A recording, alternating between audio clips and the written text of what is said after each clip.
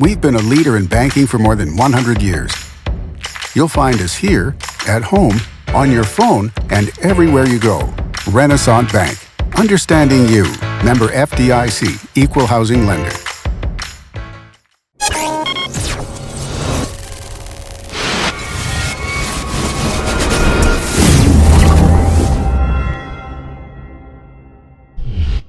Sponsored by RENASANT Bank. Good morning and welcome to Newsbreak for Monday, June 26th. I'm Derek Russell. First on today's show, we'll take a look at the Weather Underground forecast. Today will be partly cloudy with a high of 85 and a low of 64. Your 3-day outlook: Tuesday, sunny, high of 84 and a low of 64. Wednesday, partly cloudy, high of 88 with a low of 71. And Thursday, cloudy with a 20% chance of rain, high of 87 and a low of 72. For more weather, visit djournal.com/weather.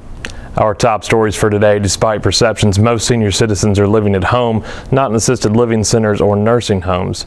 Numerous services are available in Northeast Mississippi to help them remain independent. Services that connect seniors to help with transportation, meals, and managing daily needs can help them maintain their health longer.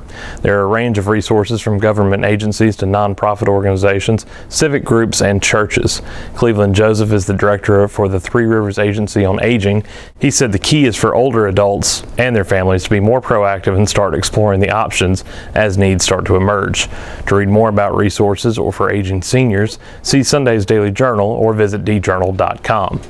Tupelo Mayor Jason Shelton will begin his second term as mayor, much like he did on his first.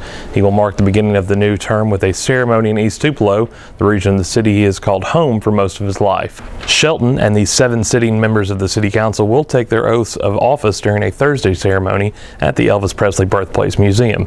It begins at 4 p.m. in the theater, and the mayor will deliver remarks. A reception will follow. None of the 8 elected officials are new to office. All incumbents chose to run again this election cycle, and all triumphed at the polls. The 2013 swearing-in took place at Lawhon Elementary School.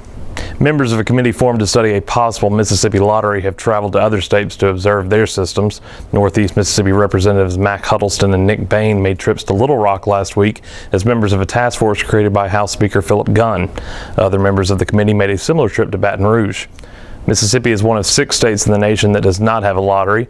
Governor Phil Bryant and other state officials have argued that many Mississippians are spending money on lottery tickets in the neighboring states of Arkansas, Louisiana, and Tennessee. Bain and Huddleston said they were surprised at the overhead involved with the Arkansas lottery. Bain liked the mandate in Louisiana that limits the percentage of lottery revenue that can be spent on operating costs. The lottery task force is expected to meet again in the coming weeks. And in sports, Ripley High School is in the market for a football coach after Chad Cook left to become offensive coordinator at Itawamba Community College. The 39-year-old Cook coached Ripley for 5 seasons and completed a 38-23 record. He resigned on Friday to join the ICC staff. Cook said things were great in Ripley, but that he was motivated by his desire to coach on another level. He will join head coach Sean Cannon and the Indians, who finished 5-4 last season. Cook also coached at Shannon and Yazoo County. His career record as a high school head coach is 101-56.